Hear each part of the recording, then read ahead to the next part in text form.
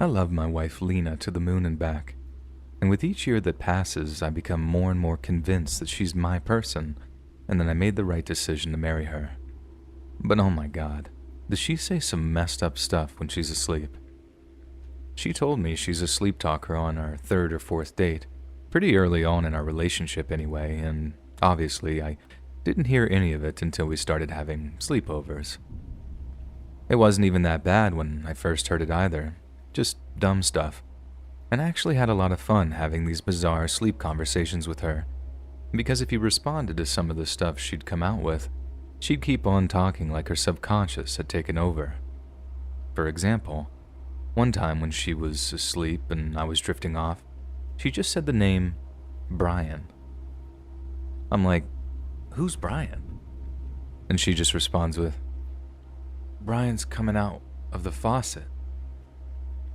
I laughed so hard it actually woke her up, and when I told her what she said, she rolled over in embarrassment with a stop laughing at me.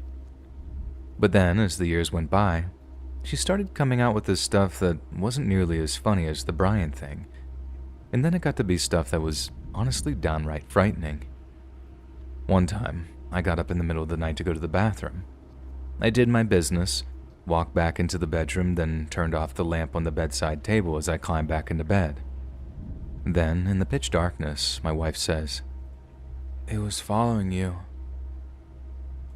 I actually felt the hairs on my arms and neck stand up on end as I asked her, what was following me?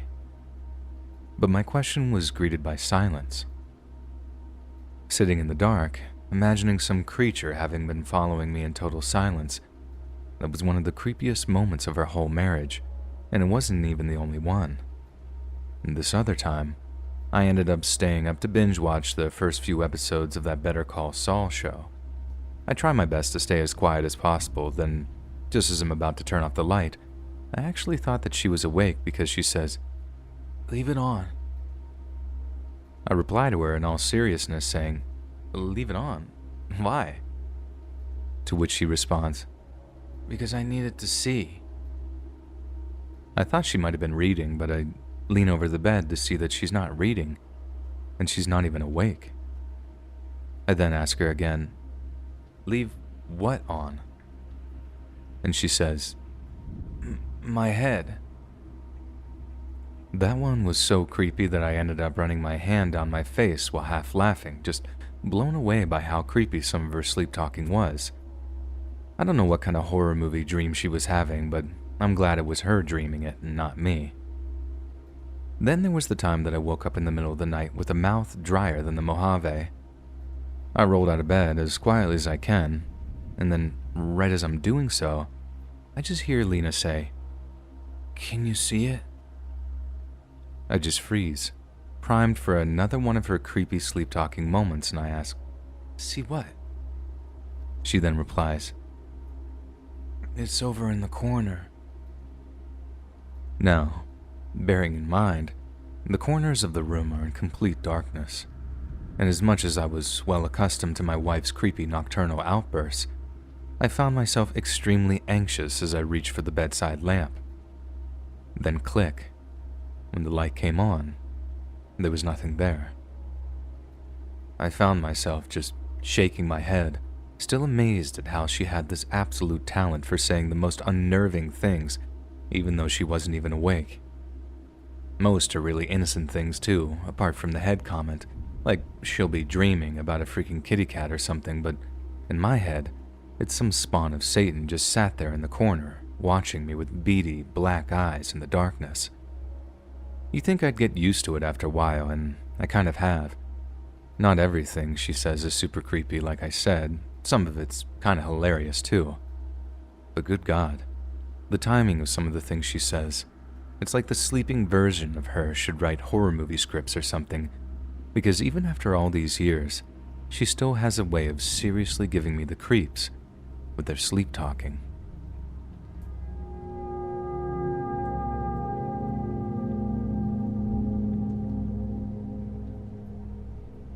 In late 2020, I was working at a chain hotel off the interstate. I won't say which hotel, but it's a major brand. I was training a coworker for the night audit shift. She and I are both females in our mid-20s. Around 3 a.m., after all the paperwork for the day was done, I decided to show her the different room types, starting with the largest suite up on the 3rd floor. Upon arriving on the 3rd floor, we got off the elevator, started walking down the hall, and noticed a man who was sweating profusely just standing in the doorway of his room. He definitely seemed intoxicated at the very least. We walked by him, greeted him, as one does, and get no response. The fear was subtly palpable. We get to the suite that I'm showing her, and as soon as the door shuts, I say that guy is giving me a weird vibe. I don't think we should walk past him again to get back to the elevator and suggest that we instead continue down the hall to the stairs. As soon as we exit the room, we immediately notice the man is not only not back in his room, but facing and watching us. I whisper to her, "Girl, take your shoes off. We're going to run down the steps and into the parking lot, okay?" She agrees, and we take our shoes off at the top of the stairwell and bolt down the steps and out into the parking lot. We enter back into the building and run into the office and check the cameras. Sure enough, that man had followed us down the steps and was now looking for us in the hallway and by the door of the parking lot. We check the reservation tied to the room number so I can inform my manager and tell them to place this person on the do not rent list. All I remember was that his name was extraordinarily normal, so forgettable that it was something like John Smith. But jump forward to late 2021 and I turn on the local news and see this man who followed us down the steps that night. His name was Anthony Robinson, now dubbed the shopping cart killer, who killed 2 women in Harrisonburg and 2 more that we know of in Northern Virginia. He is known to have utilized hotels to meet and then victimize women he was communicating with online. This was my only close encounter and definitely very creepy in hindsight.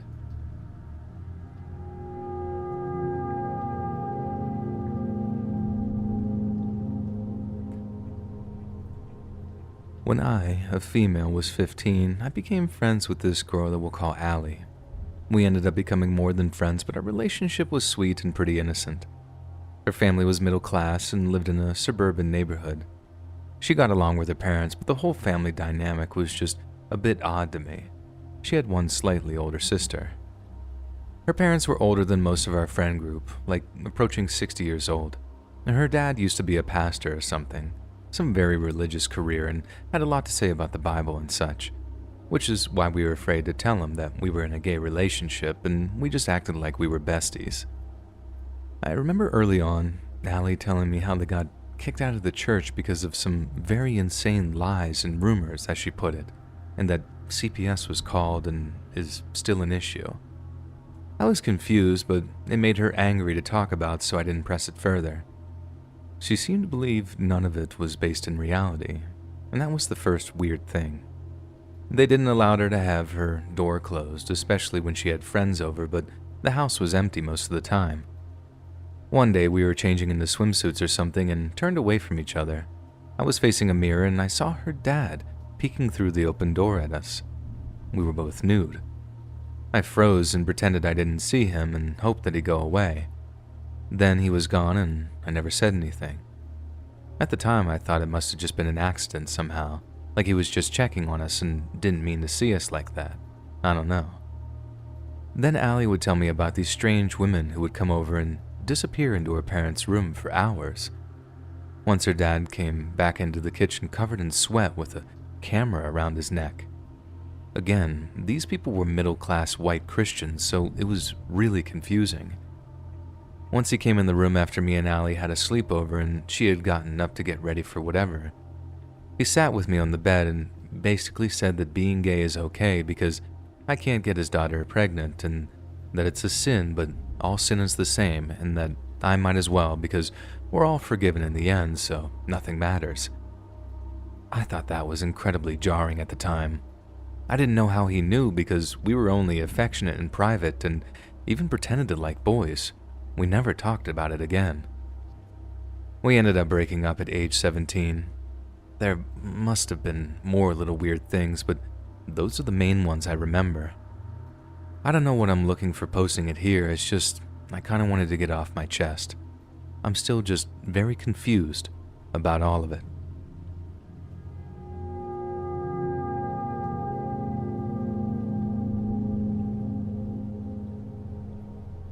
When I was 8 years old, my family moved into a lower income part of town.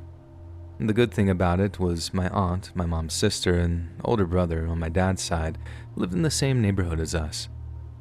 There was an old small building from what I'm told was a church. I used to come there to play a lot as I didn't have many friends. My father kept my family isolated the majority of my life. There was a girl who used to always come and play with me, and before you ask, she was not a ghost. Her name was Henrietta. I always liked Henrietta, we always played together.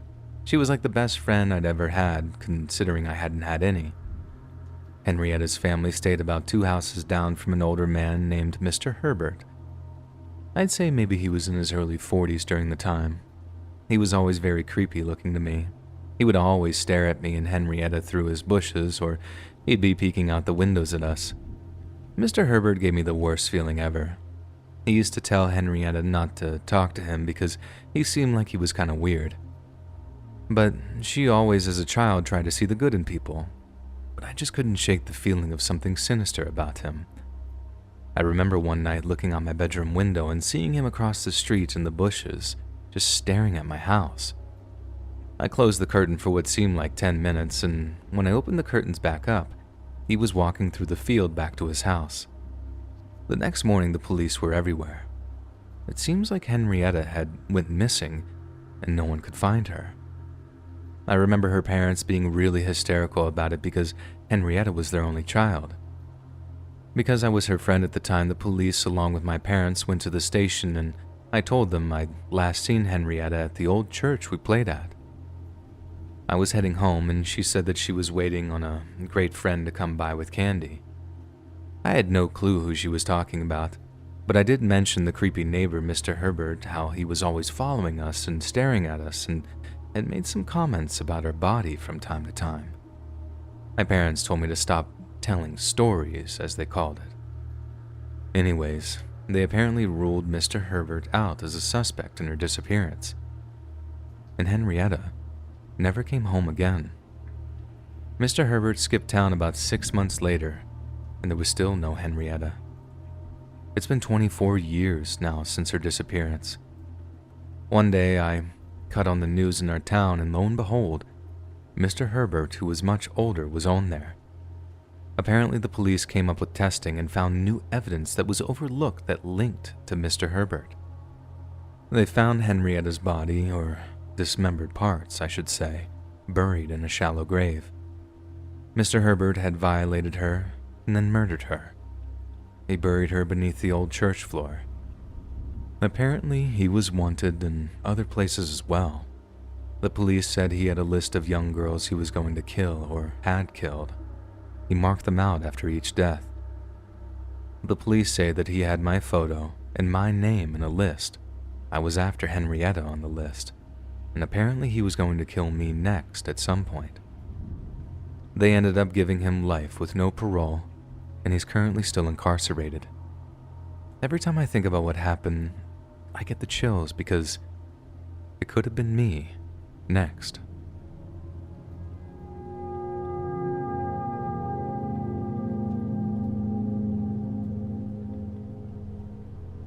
This is an oddly disgusting story. Last week, I had to catch the bus to and from work as my car was in the shop. On Thursday night, it was about 8:30 when I got to the bus stop. Sitting there was a lady mid-20s sitting in the shelter, and a guy maybe about early 30s sitting on a couple of steps behind the bus stop shelter. I stood against the wall waiting for my bus. It was the second bus scheduled to stop there. As I waited, I noticed the guy look up at the woman whenever she would look down at her phone like he was nervous she would see him. The woman had a bottle of water next to her. As the first bus approached, she dropped the bottle of water in the bin, and the bottle was probably a mouthful of water at the bottom. As I watched her sit down and the bus drove away, I noticed the guy got up and was looking in the bin. After 5 or so minutes, he reached his arm into the bin and pulled out the bottle of water. He then ran over to a car parked across the road but south of the bus stop. I could see him in his car as it was facing towards the bus shelter. I couldn't help but wonder what he was doing with the bottle.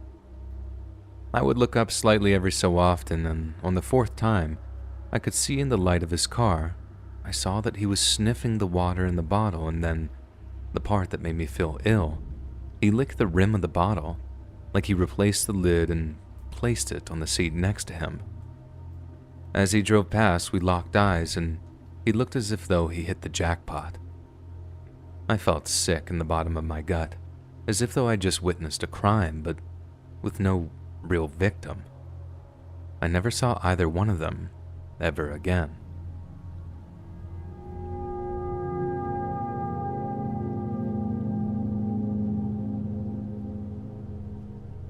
When I was in 5th grade, our washing machine broke. That really sucked for my mom because she had to haul 2 kids to the laundromat every weekend till the landlord got us a new one. It also really sucked for me because of what I had to endure every time. There was always this one man there, older and scruffy. I don't know why he was always at this laundromat. I don't recall him doing much laundry. He would just chat with my mom and us, and whenever my mom was out of earshot, he would whisper vile, awful things into my ear. My mom would usually give me a few dollars to go next door to the grocery store and get a magazine, Cosmo Girl or something like that. My memories of those days in that laundromat are of sitting there, staring at my magazine, trying to burn a hole with my eyes in it as I attempted to block out what he would tell me. He told me what he would do to my body in graphic detail, what it would taste like, what I could do to him, again in graphic detail, naming every body part in the most vulgar terms imaginable.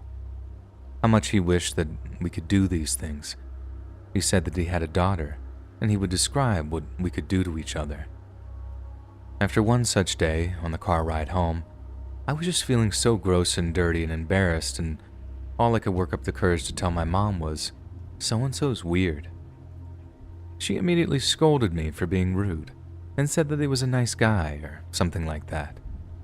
And that was the end of that. There was one day that she asked him to keep an eye on my sister and I while she ran to the Dunkin' Donuts next door.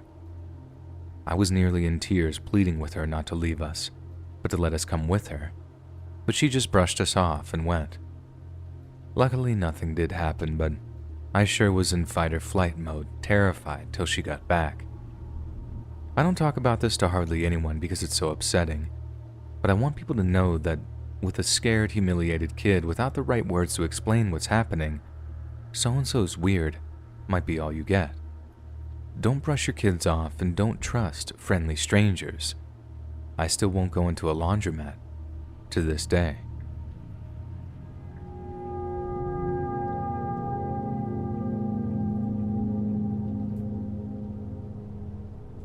Okay, so this is long, but there's a lot of info. So my mom is newly widowed since October and had been with my dad for over 48 years. She still looks great, is classy, and has always been faithful to my dad, and because of this, has always had a line of guys interested in her, including this one. I'll call him Todd. Todd has known her and my dad for years through a local watering hole they all went to. Not together, and were friendly from there. He finds out my dad passed recently. So a month ago, Todd starts showing up to my mom's work. She works at a local store as a cake decorator. He initially comes in and talks to her, which isn't out of the ordinary. She has many customers who come talk to her regularly, but this time, Todd says some things that let us know that he's been looking for info about her online. He first says, "You're 65." And she says, yeah, kind of confused why he's saying it. He then says, "You were born on such and such date," and she says, "Yeah," still confused. Then he says her phone number. From then on, he began contacting her, and a lot. She didn't think much of it at first, even though those are major red flags in my opinion. Todd starts coming to her work more regularly, calling and saying, not asking, to come over too. She would say no, but he would still show up and be super pushy about things. When he would show up, she would let him in, but say fine, but you can only stay a half hour, etc. He would come in, they would talk and sometimes have a drink, and she would tell him it's time to leave. Now, this continues for a few weeks, and then I come to visit. My mom hadn't even told me about him before this. Then she comes home from work one day and is noticeably worked up. She says she has a friend coming over and it's a guy. I laugh and say, "Mom, it's fine." I know my dad would have been okay with it and wouldn't have wanted her to wait. He would want her to find someone and be happy. She says they aren't dating or anything, but warns me that the guy often acts like they're a couple, even though they are not. So Todd comes over, and sure enough, he does just that. I'm confused initially, and by the way he is acting, it seems like they've been dating for a few months, and I'm wondering if my mom was just afraid to tell me. She is acting weird, but I can't quite put my finger on it. She keeps saying in front of him that he acts like they're a couple, even though they aren't. He just laughs it off and tries to grab her hand or put his hand on her leg. Then she goes into another room, and he tells me how nervous he was to meet me. He starts crying, and I think for a moment that he's going to ask if it's okay to propose because he's so serious and going on and on about how much she means to him. He tells me that my mom was sobbing to him as he hugged her and that she just sank into him. It was incredibly creepy. Of course, she was going to be sobbing because her husband of 48 years just passed away, and my dad adored her. He also makes some alarming comments like saying my mom spends too much money. She doesn't, and really hasn't had a whole lot of her life, but she is better off financially than when my dad was here because of a few different things. My parents only recently, as within the last 5 years, purchased their first house. He also tells her privately that she is not allowed to go out with my daughter and I that weekend. I find this out later. Needless to say, I'm not feeling good about him, and I'm lost at this point, and I'm fuming because I don't know when all this took place. I also need to add that Todd used to work with my husband. I wouldn't have even have known, as I didn't initially recognize the name, but my mom mentioned it to me. So I call to ask him about the guy, not even telling him why at first, and he instantly tells me he is a snake in the grass, untrustworthy, manipulative, and vindictive. He goes on to tell me the guy was fired for stealing company time and reminds me that he had told me about him before. About 15 years ago, Todd told my husband at work that Todd would be married to my mom if it wasn't for my dad. I then remembered the conversation and about how we all laughed about it and joked about it back then. I'm also very concerned at this point because I realized that he had had this obsession with her for over 15 years now. So I don't address it with my mom that night because I want to collect my thoughts and don't want to hurt her feelings. The next day, she has a hair appointment and Todd had heard us talking about it. I come back from the store and Todd's vehicle is in the driveway. I'm not happy at all about it. I go in and he's there talking and standing with her in the kitchen. She tells me right away that he just stopped to see her hair real quick. I find out later that he just showed up without calling. He also kept asking questions and seemed a little too interested in our St. Patrick's Day plans that first night. We were going to meet up with my grandpa and go out for a bit as we were Irish and it's a big deal for our family. I could see that he was taking mental notes of what we were saying when we talked about it, so it wasn't surprising when he brought it up the next day at my mom's. I made it a point to barely say anything and he left a few minutes later. He leaves and I tell my mom right away that he is not effing coming with us the next day. She immediately says okay and that she doesn't even really like him that much, so she's fine with it, to my relief. Then he knocks at the door again and walks in and says that he left his phone there.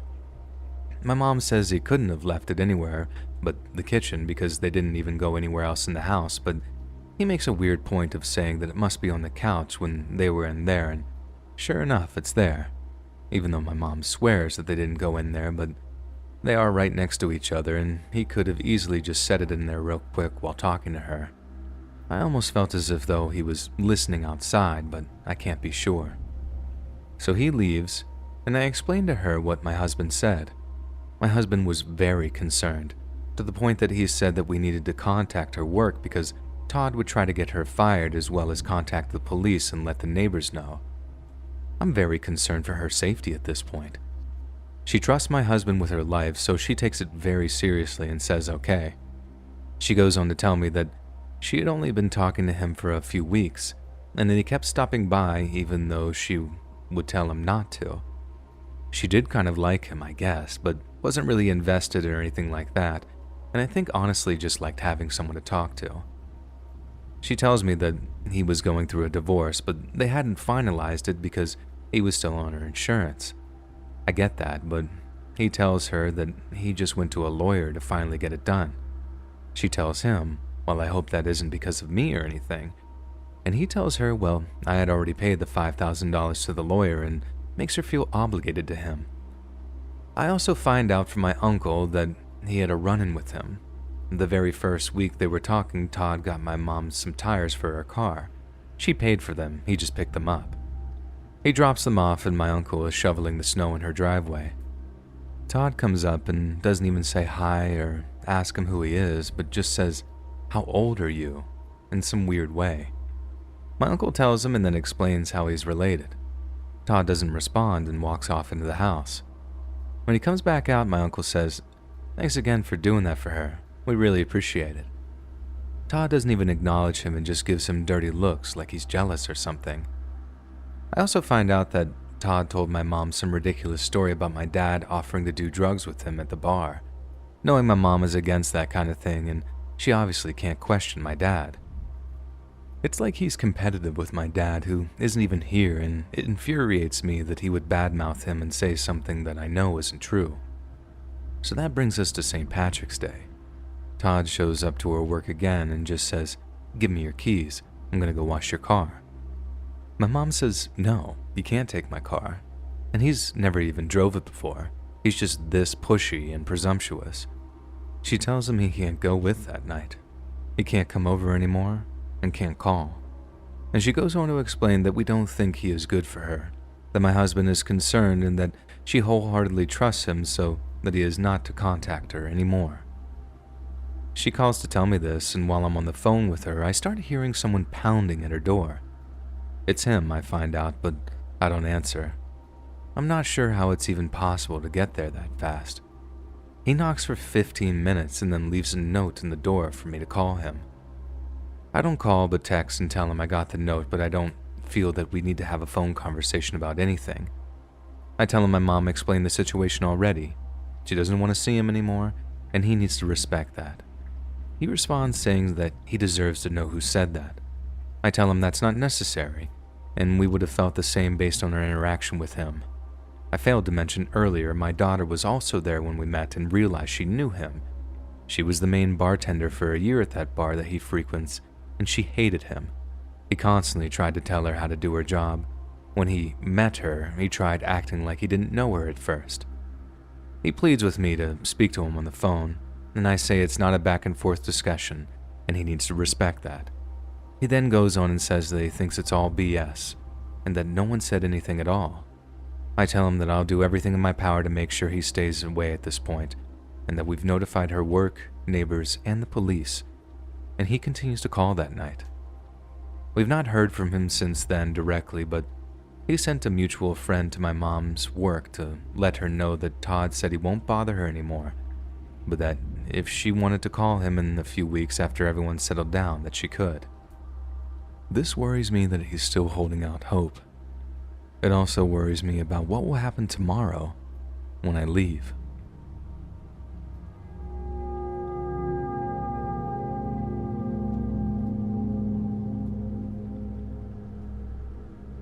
Two days ago, I, a 38-year-old female, took delivery of a new fridge delivered to my rental unit in the lower mainland of British Columbia.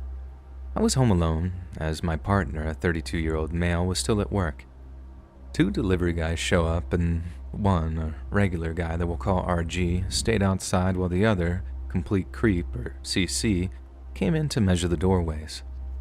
My doors are narrow, so it took some maneuvering to get the fridges in and out of the house, respectively.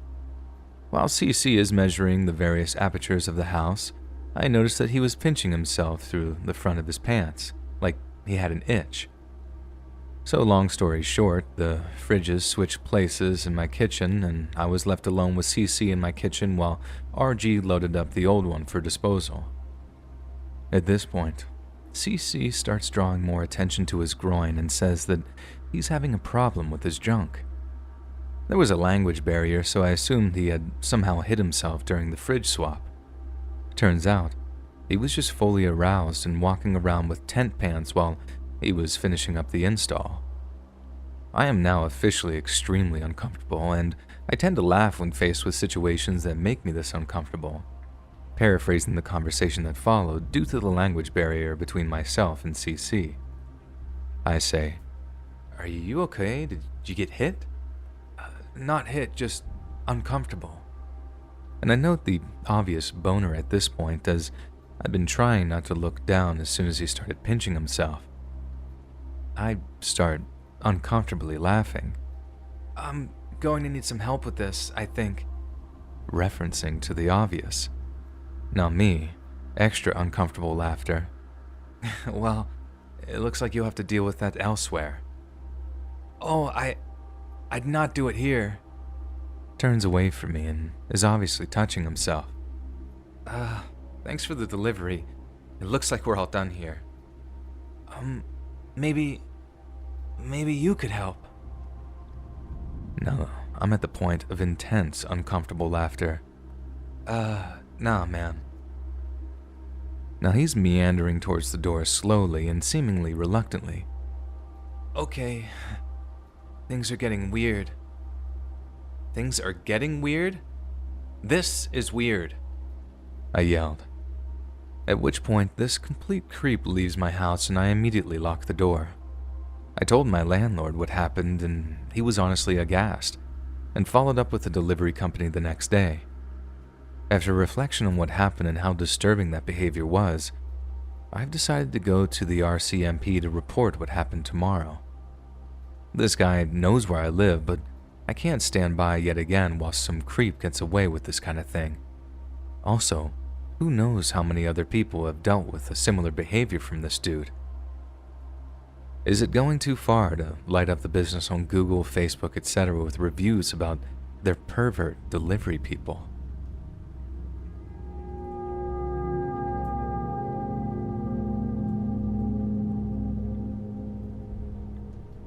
My daughter was about 8 or 9 at the time. We'll call her D for daughter.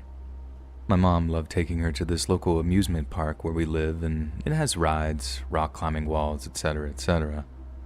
On this particular day, D was climbing all the walls. She would hit the bell on the first try at the top, climb down, and go to do a more difficult section. That's when my mom noticed. A couple in their 30s or 40s whispering to each other and staring very intently at D. So my mom told Dee that they were going somewhere different and moved to another section of the park. Not more than 5 minutes later, there they were again, staring at Dee and whispering to each other. They left again only to see the couple again getting closer to Dee. At that point, my mom was becoming paranoid and decided to leave, and that's when they approached them both. They were trying to talk to Dee, and luckily my mom has an instinct with creepy people and snagged Dee up and put her behind her, and this is what she told them. "What business do you have talking to an 8-year-old, you weird perverts? You didn't think I'd seen you following us around the park, staring at my granddaughter, whispering to each other? I'm calling the police." At that point, they left in an absolute hurry, didn't even bother to give an explanation for their actions. I just want to thank my mom, who knew what their intentions were. But I'm glad we never got to find out, and I'm glad to have such an observant mother, especially in a situation like that.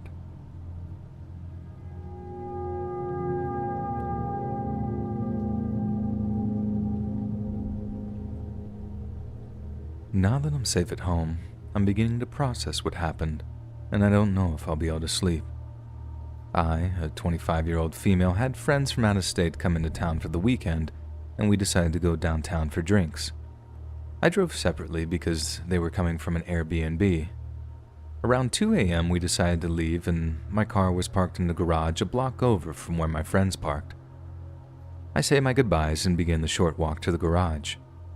As soon as I hit the corner, 2 large men began walking behind me. I try to subtly put space between us. They suddenly whistle loudly and shout, but I don't see anybody ahead. I don't acknowledge, but start walking faster. I pass an alley to my left, and there's another guy walking out of it towards me. At this point, I'm no longer subtly walking fast. I make it into the garage, and I park by the entrance, so I quickly slip into my car and lock the doors. I turn around to look behind me and see the guys that were following me stop at the entrance of the garage and watch my car. They talk for a minute before they spread out and stand across the entrance, blocking the exit. I don't move. I keep watching until other vehicles start coming in, forcing them to move, and I take the opportunity to quickly pull out and floor it out of there. I could be paranoid, but my instincts were telling me something was up as soon as I saw them initially, and now I can't sleep.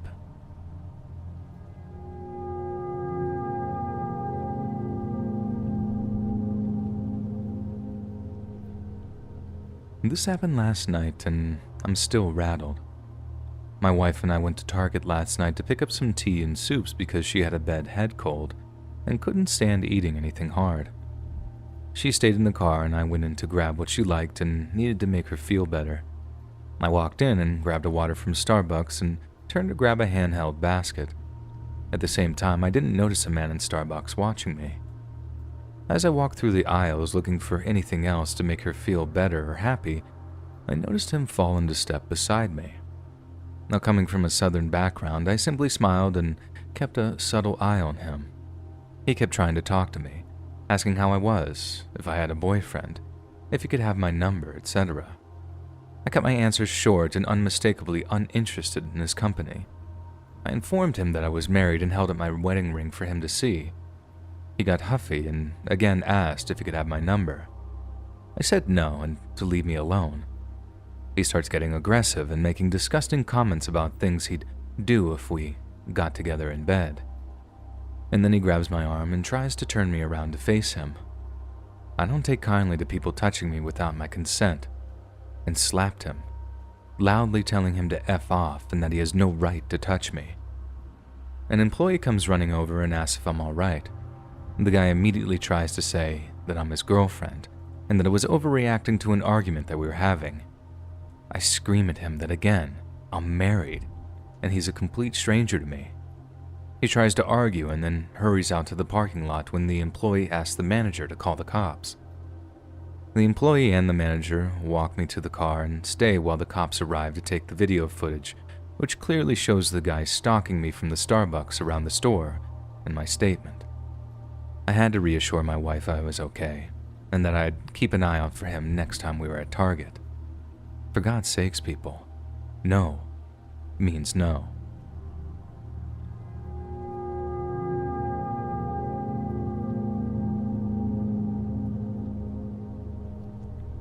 This happened literally about 30 minutes ago.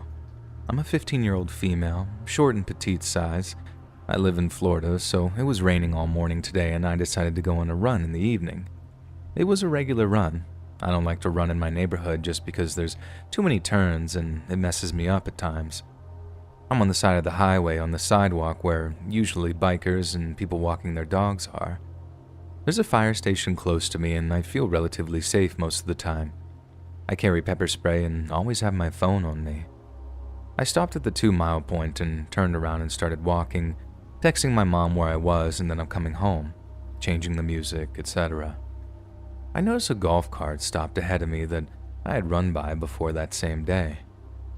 I recognized it by the smell of weed coming from it, and occupying it was an old man who I was earlier not paying attention to because there was a golf course right there where usually old people go to golf. I already get a bad feeling being a teenage girl and having something like this happen before. I walk past it and he tries to say something to me. I completely ignore it and just start sprinting away. I turn my head back and the headlights are on, and this man is following me in his golf cart. I'm starting to freak out at this point, so I call my mom and I'm crying while actually running for my life. I see a group of old people in a golf cart going into a neighborhood, so I flag them down for help and get into their cart. At this point, the guy following me is right there and continues literally following the people that I'm with trying to get to me. My mom is livid by this point and thinks the people who literally saved me are the ones that are trying to kidnap me. She eventually gets there and figures out that they helped me instead of kidnapping me. I know the story is nothing serious, and I'm thankful that nothing bad happened to me, but I keep thinking what would have happened if those people weren't there and he was able to catch up. I could never outrun a golf cart, and there was nothing but random neighborhoods around me.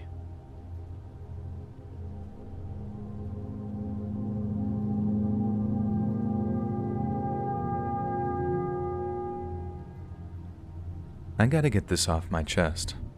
For context, it was probably after 2 a.m. I was in a WhatsApp call with my girlfriend, and we were talking like normal.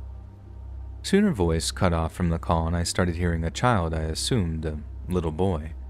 He was talking, or more like babbling, like babies do.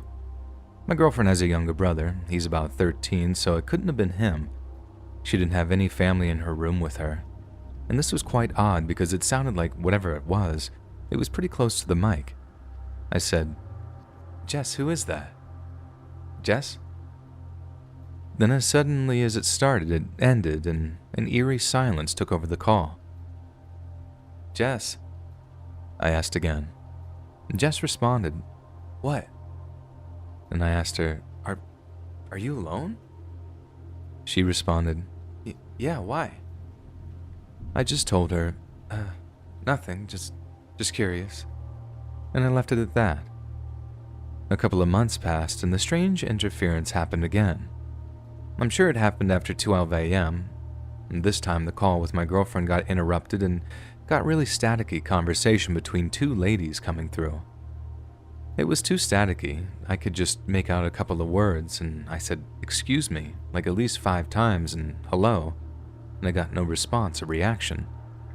When silence filled the call once more, I called out for my girlfriend and asked, "Did you hear that?"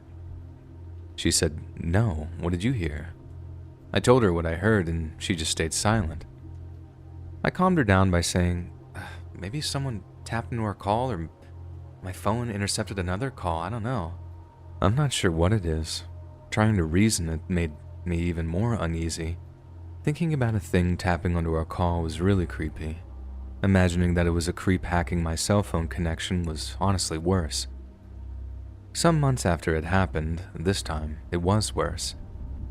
It happened during the early hours of the morning. The call got interrupted, and I heard on the other end this chillingly high-pitched and fast laughter. It slowed down and lowered the pitch until it was the deepest laugh I'd ever heard. It shook me to my core. The laughter stopped, and it started crying hysterically, and after a few seconds of wailing, it stopped. I immediately told my girlfriend, and she got really scared this time, and I told her to forget it and just to go to bed. I never forgot about these 3 incidents. It still freaks me out. I fear calling my girlfriend because of the interferences. If someone can explain this or has had similar experiences, please share in the comments. Hey friends, thanks for listening. Click that notification bell to be alerted of all future narrations. I release new videos every Monday, Wednesday, and Friday at 7 p.m. Eastern Standard Time. If you got a story, be sure to submit them to my subreddit, r/LetsReadOfficial, and maybe even hear your story featured on the next video. And if you want to support me even more, grab early access to all future narrations and bonus content over on Patreon, or click that big join button to hear about the extra perks offered for the channel. And check out the Let's Read podcast, where you can hear all of these stories in big compilations and save huge on data located anywhere you listen to podcasts. Links in the description below. Thanks so much, friends. And remember, the multiverse is a lie.